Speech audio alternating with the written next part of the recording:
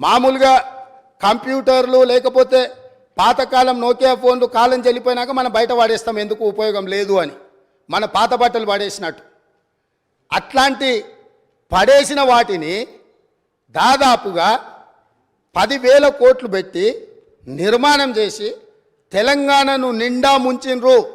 అదే సమయంలో KTPS 7th phase 48 నెలలల్లా సూపర్ క్రిటికల్ టెక్నాలజీతోని 8.01 కోట్ల రూపాయల ఖర్చుతో పర్ మెగావాట్ విద్యుత్తును ఉత్పత్తి చేసింది అధ్యక్ష.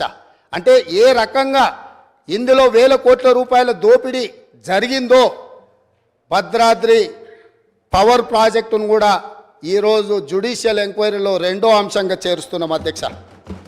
ఇక 3వది Yadadri thermal power project. Same ఇదే వితండవాదం. ఆ రోజు కూడా చెప్పినాం. సేమ్ సమయంలో ఇతర రాష్ట్రాలు, జార్ఖండ్ లాంటి రాష్ట్రాలు ఇదే కెపాసిటీతో టెండర్లు పిలిస్తే ఇదే బిహెచ్ఎల్ 18% లెస్ కోట్ చేసి అక్కడి టెండర్ తీసుకున్నది. సేమ్ టైం G2G అంటే గవర్నమెంట్ నుంచి గవర్నమెంట్ సంస్థకి ఇస్తున్నాం, అంచనాల రేట్లతో మేము ఇచ్చేస్తాం.